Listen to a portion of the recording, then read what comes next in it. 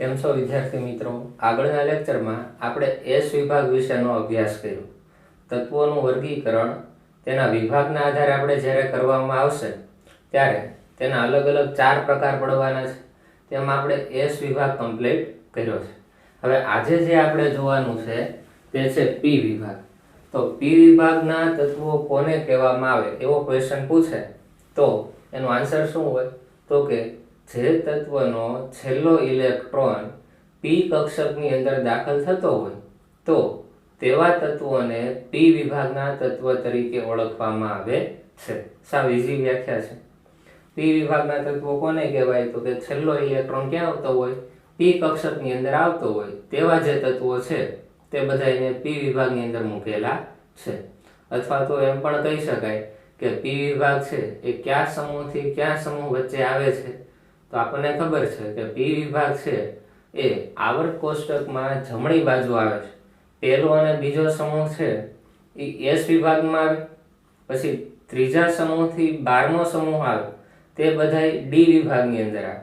પછી જે 13મા સમૂહથી 18મા સમૂહ સુધી છે એ બધા સમૂહ એ પી વિભાગની અંદર આવશે. તો આપણે એમ પણ કહી શકાય કે સમૂહ નંબર 13 થી સમૂહ નંબર 18 સુધીમાં આવેલા જે તત્વો છે એ બધા તત્વોને પી વિભાગના તત્વ તરીકે ઓળખવામાં આવે છે. હવે જો એના આધારે આપણે એની સામાન્ય ઇલેક્ટ્રોન રચના જોઈએ.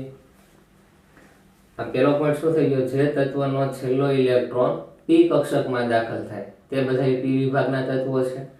પી વિભાગના તત્વોમાં સમૂહ નંબર 13 થી સમૂહ નંબર 18 સુધીના હોય એટલે કે ટોટલ 6 સમૂહોનો સમાવેશ અંદર થાય છે. કેટલા સમૂહ છે? 6 સમૂહ. એની સામાન્ય ઇલેક્ટ્રોન રચના જોઈએ. એક એક સમૂહની જોઈએ અલગ અલગ થશે. સમૂહ નંબર 13 જો આટલું તો કોમન જ રહેશે. અહીંયા કાઉન્સમાં જે મેં આઈજી લખ્યું છે એનો અર્થ થાય ઇનર્ટ ગેસ. ઇનર્ટ ગેસને ગુજરાતીમાં કહેવાય નિષ્ક્રિય વાયુ. એટલે કાઉન્સમાં અહીંયા બીજું કાંઈ નથી પણ 18મા સમૂહના જે નિષ્ક્રિય વાયુ હોય એ અહીંયા મૂકવામાં આવે છે. શું છે અહીંયા? કાઉન્સમાં નિષ્ક્રિય વાયુ. હવે જો NH2NP1 સમૂહ નંબર 13 એની ઇલેક્ટ્રોન રચના તમે જોશો બધી જ ઇલેક્ટ્રોન રચનામાં એટલું તો કોમન જ રહે. આ શું છે? કોમન જ છે. જેમ સમૂહનો ક્રમ વધતો જાય તેમ પી કક્ષકમાં એક એક ઇલેક્ટ્રોન વધતો જાય. તમને ખ્યાલ છે કે પી કક્ષકમાં વધુમાં વધુ 6 ઇલેક્ટ્રોન સમાય છે. અહીંયા 6 સમૂહ છે એટલે 13મા સમૂહમાં આવે NP1, 14મો સમૂહ આવે એટલે પી કક્ષકમાં બીજો ઇલેક્ટ્રોન આવે, 15મો સમૂહ હોય તો NP3, 16મો સમૂહ હોય તો NP4, 17મો સમૂહ હોય તો NP5, 18મો સમૂહ હોય તો NP6. એટલે અહીંયા છે પી કક્ષક સંપૂર્ણ ભરાઈ જશે. અહીંયા જે 18મો સમૂહ છે તેને નિષ્ક્રિય વાયુનો સમૂહ કહેવાય. નિષ્ક્રિય વાયુ એટલે આપણે શું કહેતા હતા? Inert gas. 13મો સમૂહ છે એમાં પ્રથમ તત્વ બોરોન આવે એટલે ઘણી વખત તેને બોરોન સમૂહના તત્વો પણ કહે છે. 14મો સમૂહ છે એમાં પહેલું તત્વ કયું આવે? કાર્બન. એટલે કે કાર્બન સમૂહ પણ બોલાય. એટલે કે પ્રથમ તત્વ જે હોય એના ઉપરથી પણ સમૂહનું નામ આપવામાં આવે કે 15મા સમૂહમાં પ્રથમ તત્વ નાઇટ્રોજન છે એટલે કે નાઇટ્રોજન સમૂહ. 16મા સમૂહમાં પ્રથમ તત્વ ઓક્સિજન છે તો ઓક્સિજન સમૂહ. 17મા સમૂહમાં કયું છે? ફ્લોરિન તો ફ્લોરિન સમૂહ. અને 18મા સમૂહ છે બધા નિષ્ક્રિય વાયુ છે એટલે એને શું કહી દીધું? નિષ્ક્રિય વાયુના સમૂહ તરીકે ઓળખવામાં આવશે. બીજું જો આપણે પી વિભાગ બનાવીએ અને એમાં ક્યાં ક્યાં તત્વો આવે છે જોઈએ. પી વિભાગ છે એ સમૂહ નંબર 13 થી સ્ટાર્ટ થાય. ક્યાંથી સ્ટાર્ટ થાય? 13 થી. હવે જોઈએ જો એમાં પાછા 7 આવર્ત આવે. એમાં પી વિભાગની જ્યારે આપણે વાત કરતા હોઈએ ત્યારે પહેલા આવર્તની અંદર માત્ર એક જ તત્વ હતું. કયું હતું? હિલિયમ. જમણી બાજુનું વિચાર કરો. બરાબર. પછી નીચે આવો બીજો આવર્ત આવશે, ત્રીજો આવર્ત. પણ પહેલા આવર્તમાં ખાસ ધ્યાન રાખજો એક જ તત્વ હતું. કયું હતું? હિલિયમ. એ પણ ક્યાં હતું? 18મા સમૂહની અંદર હતું. ક્યાં હતું? 18મા સમૂહની અંદર. તો 18મો સમૂહ અહીંયા સીધો લખી નાખું. Helium, neon, argon, krypton, xenon અને રેડન.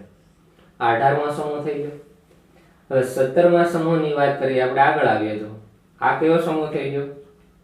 18મો સમૂહ. હવે આપણે વાત કરશું 17મા સમૂહ. 17મા સમૂહની વાત કરીએ, બીજા આવર્તથી શરૂ થાય છે ને, તો 17મો સમૂહ છે એમાં પહેલું તત્વ કયું તો ફ્લોરિન. પહેલા આવર્તમાં કઈ આવતું નથી, બીજા આવર્તથી સ્ટાર્ટ થાય તો કોણ આવશે? એ જો ફ્લોરિન, ક્લોરિન, બ્રોમિન, આયોડિન, એટેસ્ટાઇન. એક કામ કરું, આ રીતે સીધું હું આગળ લખી નાખું. જો બીજું શું આવશે? એની આગળ ઓક્સિજન આવે, એની આગળ શું આવે? નાઇટ્રોજન આવે, કાર્બન, અને કોણ આવશે? બોરોન. આ રીતે આવશે ને. આ બીજો આવર્ત છે. કેટલામો આવર્ત છે? બીજો આવર્ત.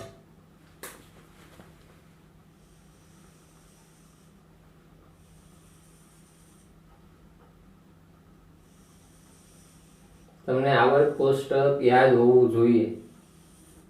આવર્ત કોષ્ટક યાદ હશે તો જ આ બધું ખબર પડશે. ત્રીજો આવર્ત, આ કેટલામો થઈ ગયો? ચોથો, પાંચમો, અને આ કયો થઈ ગયો? છઠ્ઠો આવર્ત. 7મા આવર્તમાં આપણે પી વિભાગમાં જતા નથી. અહીંયા ક્રમ પણ આપી દઈએ. જો આ કેટલામો સમૂહ હશે? 13મો સમૂહ, 14મો સમૂહ, 15, 16, આ 17 ને કેટલામો થઈ ગયો? 18મો સમૂહ.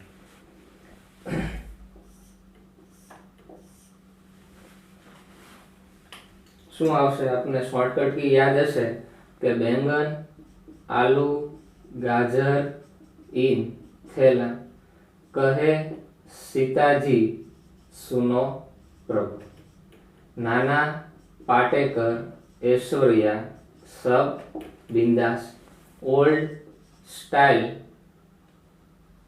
से ટીપો. તો જુઓ તો આખો જે વિભાગ તૈયાર થયો તેને પી વિભાગના તત્વો કહેવાય. આ બધા જ તત્વો છે કયા વિભાગના છે? પી વિભાગના તત્વો છે. બીજું આપણને શું ખ્યાલ હોવો જોઈએ? આના પરમાણુ ક્રમાંક પણ ખબર હોવા જોઈએ. પરમાણુ ક્રમાંક શું થાય? જુઓ તો બોરોનનો પરમાણુ ક્રમાંક ખ્યાલ છે? તો હિલિયમનો પરમાણુ ક્રમાંક કેટલો છે? 8, 2. બોરોન માટે શું બોલે? એનો પરમાણુ ક્રમાંક 5, 6, 7, 8, 9. આ રીતે આપણે લખીએ છીએ.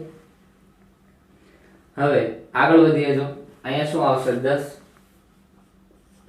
બીજા જે નીચેના તત્વો છે એના પરમાણુ ક્રમાંક મેં તમને શીખવાડેલા છે કે કઈ રીતે યાદ રાખવા. બરોબર? 2, 8, 8, 18, 18, 32 એ સિક્વન્સમાં તમારે આગળ વધવાનું છે. આપણે કંઈક આ રીતે કરતા હતા. જો પરમાણુ ક્રમાંક આપણે જોઈએ, શું કરવાનું પહેલા? તો અહીંયા આપણે 2 મૂકતા હતા. અહીંયા શું આવશે? 2, 8. હા, અહીંયા આવે 2, 8, 8, 18, 18, 32. આ રીતે સિક્વન્સમાં મૂકવાના. 2, 8, 8, 18, 18, 32. તો જો 5 ની અંદર આપણે કેટલા ઉમેરશું? 8 ઉમેરીએ તો કેટલા થાય? 13. પછી આપણે આગળ વધીએ. 13 ની અંદર 8 ઉમેરો કેટલા થાય? 13 ની અંદર આપણે 8 ઉમેરીએ કેટલા થશે? જુઓ તો 13 ને 8, 21.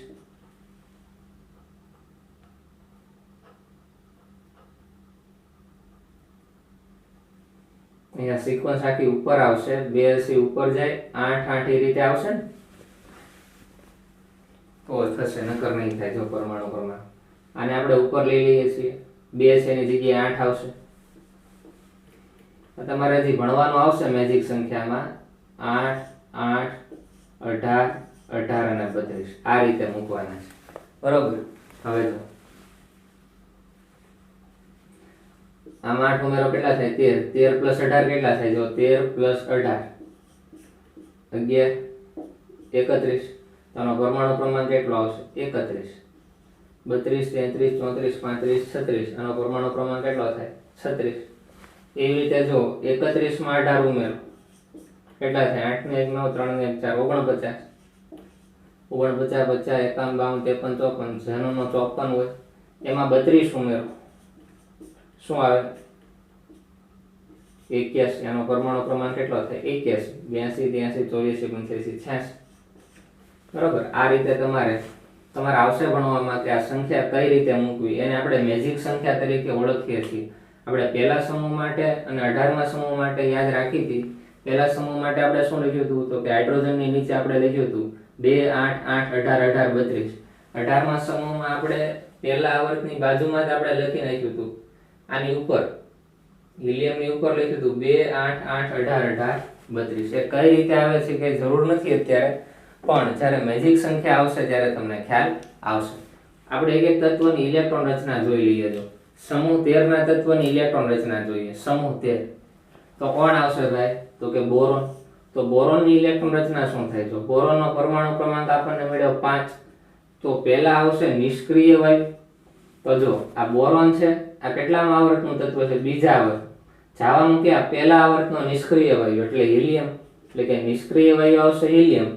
NS2 n ની વેલ્યુ કેટલી છે? જો તો બીજો આવર્ત છે એટલે 2 એટલે થશે 2s2 2p1. તો જુઓ તો 5 ઇલેક્ટ્રોનની ગોઠવણી કરવાની હતી. હિલિયમ એટલે 2 ઇલેક્ટ્રોન, 2 ને 2 4 ને 1 5 થઈ ગયા 5 ઇલેક્ટ્રોન. એ રીતે હવે હું 14મા સમૂહમાં આવું છું. જો 14મા સમૂહ, 14મા સમૂહમાં કોણ છે? કાર્બન, પરમાણુ ક્રમાંક 6. તો જો 14મો સમૂહ છે નિષ્ક્રિય વાયુ.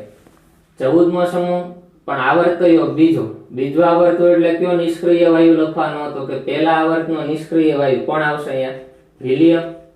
NH2 n ની વેલ્યુ કેટલી છે? n ની વેલ્યુ 2. બીજો આવર્ત છે ને એટલે 2s2 np2 એટલે શું થઈ જાય? 2p2. જો તો ઇલેક્ટ્રોન રચના આ રીતે તમે આગળ લખી શકશો. આવી રીતે શું થયા કરે? પછી આવશે અહીંયા સમૂહ number 15 nitrogen. Helium 3s2 3p2. n ની વેલ્યુ તો ફિક્સ જ રહેશે 2s2 2p3. અહીંયા ખાલી ઇલેક્ટ્રોન ચેન્જ થશે. અહીંયા એક ઇલેક્ટ્રોન, બે, પછી 3 4 5. એવી રીતે કોઈ પણ તત્વ તમને આપે, તમને ઇલેક્ટ્રોન રચના લખતા આવડવી જોઈએ. એક્ઝામ્પલ તરીકે હું તમને કહું કે ક્લોરીન છે ની ઇલેક્ટ્રોન રચના લખો. પરમાણુ ક્રમાંક કેટલો છે? 17. તો અહીંયા ધ્યાન રાખો. જો પરમાણુ ક્રમાંક 17 ક્લોરીન. તો કેટલામાં સમૂહનું તત્વ છે આ? 17મા સમૂહમાં. તો 17મા સમૂહમાં પહેલા લખશો નિષ્ક્રિય વાયુ.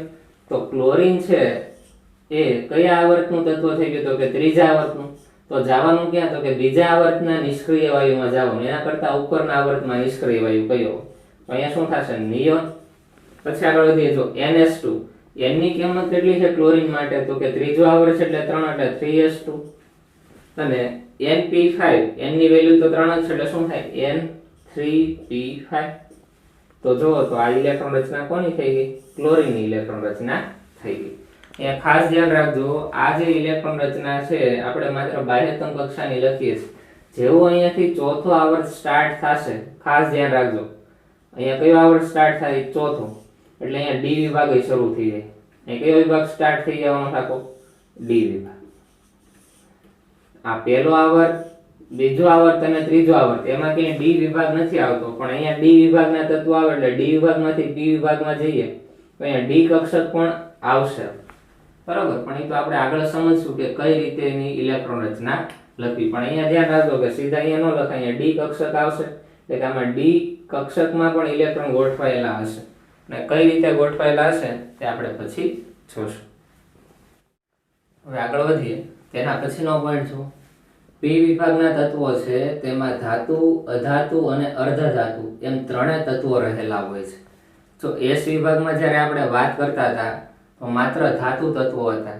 પહેલા સમૂહને આપણે આલ્કલી ધાતુ તત્વ કહેતા હતા, જ્યારે બીજા સમૂહને આલ્કલાઇન અર્ધધાતુ તત્વ કહેતા હતા. પણ હતા શું? તો કે માત્ર ધાતુ તત્વો જ હતા. પણ પી વિભાગ એવો છે કે આની અંદર ધાતુ તત્વો પણ છે, અધાતુ તત્વો પણ છે અને અર્ધધાતુ તત્વોનો પણ સમાવેશ કરવામાં આવેલો છે. બીજું જોઈએ. 18મો સમૂહ એ સ્થાયી ઇલેક્ટ્રોન રચના ધરાવે છે. અહીંયા તમે જોશો જે 18મો સમૂહ છે એની ઇલેક્ટ્રોન રચના શું છે? તો કે નિષ્ક્રિય વાયુ NS2 NP6. તો જુઓ તો એની બાહ્યતમ કક્ષામાં કેટલા ઇલેક્ટ્રોન છે? 6 અને 2 8. એટલે અષ્ટકના નિયમનું એ પાલન કરે છે. એટલે કે એની ઇલેક્ટ્રોન રચના કેવી બની જાય? સ્થાયી બની જાય. અથવા તો તમે એમ પણ કહી શકો કે આ નિષ્ક્રિય વાયુ છે, જે કેવા હોય? હંમેશા સ્થાયી હોય.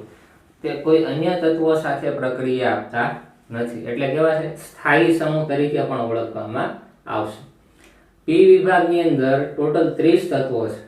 તમે ગણશો તો ટોટલ 31 થશે, પણ હિલિયમને તેમાં ગણવામાં આવતો નથી, કારણ કે હિલિયમની ઇલેક્ટ્રોન રચના તમે જુઓ તો 1s2 થાય. રિયલમાં s વિભાગનો તત્વ છે, છતાં પણ નિષ્ક્રિય વાયુ હોવા છતાં તેને p વિભાગમાં મૂકેલો છે. એટલે કે p વિભાગમાં ટોટલ 30 તત્વોનો સમાવેશ થશે. તેમાંથી વાયુમય તત્વો કયા? તો 18મો સમૂહ આખો છે વાયુ છે. 18મો સમૂહ છે આખો શું છે? વાયુ. તો આપણે લખી નાખીએ, જો નિયોન, આર્ગોન, ક્રિપ્ટોન, ઝેનોન અને રેડોન. હિલિયમને આપણે ધ્યાનમાં લેતા નથી. પછી તો કે ઓક્સિજન છે એ પણ વાયુ છે. બીજો ફ્લોરિન અને ક્લોરિન, આ બધા વાયુ છે. જ્યારે પ્રવાહી કોણ છે? તો કે ગેલિયમ અને બ્રોમિન. આ બંને પ્રવાહી અવસ્થામાં હોય છે. એટલે આ ક્વેશ્ચન આમાંથી પૂછાઈ શકે કે નીચેનામાંથી કયો વાયુ છે, કયો પ્રવાહી છે, બરોબર? તો તમને ખાસ ખબર હોવી જોઈએ. તો આ વાત થઈ p વિભાગની. હવે આપણે આગળ વધીએ. p વિભાગ કમ્પ્લીટ કર્યો. હવે જે વાત કરવાની છે તે છે d વિભાગના તત્વો. d વિભાગના તત્વો આવર્ત કોષ્ટકની અંદર ક્યાં આવશે? તો આપણે શું કહીશું? તો કે s વિભાગ અને p વિભાગની વચ્ચે d વિભાગના તત્વો આવે છે. અને અહીંયા શું આવશે? તો જે તત્વનો છેલ્લો ઇલેક્ટ્રોન n-1 d કક્ષકમાં દાખલ થતો હોય. અત્યાર સુધી આપણે એમ કહેતા હતા s કક્ષકમાં દાખલ થતો હોય, p કક્ષકમાં દાખલ થતો હોય, પણ અહીંયા શું આવશે? n-1 d કક્ષકમાં દાખલ થાય. આની પાછળનું કારણ શું? જો d કક્ષક ક્યાંથી સ્ટાર્ટ થાય છે? તો કે 3 થી. 3d બોલીએ છીએ ને, d કક્ષક ક્યાંથી શરૂ થાય? 3 થી. 3d કક્ષક. 2d કે 1d એવું ક્યાંય આવતું નથી. પણ તમે જોશો કે આ જે d વિભાગ છે, બરોબર, d વિભાગ આવર્ત કોષ્ટક આપણે આ રીતે બનાવીએ.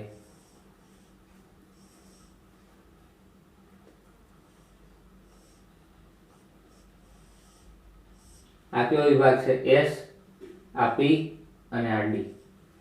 તો d વિભાગને તમે જોશો તો એ ત્રીજા આવર્તની પણ ચોથા આવર્તથી શરૂ થાય છે, બરોબર? કેટલામાં આવર્ત હોય? આ ચોથો આવર્ત. d વિભાગ છે એમાં જે પહેલો આવર્ત આવે એનો ક્રમ શું છે? 4. કારણ કે અહીંયા પહેલો આવશે, બીજો અને ત્રીજો. 3 આવર્ત સુધીમાં આવશે, પહેલો, બીજો અને ત્રીજો. એમાં ક્યાંય વચ્ચે d નથી આવતા. d શરૂ થયો એ ચોથા આવર્તથી શરૂ થાય. અને કેટલામાં સમૂહથી શરૂ થાય છે? તો કે ત્રીજા સમૂહથી શરૂ થાય. ખ્યાલ છે ને? અહીંયા લખેલું છે, જો ટોટલ સમૂહ ક્યાંથી ક્યાં સુધીના હોય? 3 થી 12. ત્રીજા સમૂહથી 12મા સમૂહ સુધી d વિભાગ આવશે, અને ચોથા આવર્તથી 7મા આવર્ત સુધી. આ ચોથા આવર્તથી ક્યાં સુધી આવવાના? 7મા આવર્ત સુધીના જે તત્વો હોય એ બધા d વિભાગના તત્વો હોય. પણ અહીંયા n ની વેલ્યુ કેટલી આવે? જો તો 4. કેમ કે ચોથા આવર્તથી d વિભાગ શરૂ થાય છે. તો આપણે પહેલા લખીએ 4d. એમ લખવું પડે. આ રીતે ન લખાય. જો ચોથો આવર્ત હોય તો શું લખવું પડે? n-1d. તો જો n ની કિંમત કેટલી? તો કે 4 - 1d, એટલે શું થઈએ? 3d કક્ષ. તો આવશે ચોથો આવર્ત, પણ ઇલેક્ટ્રોન આવશે 3d માં આવશે.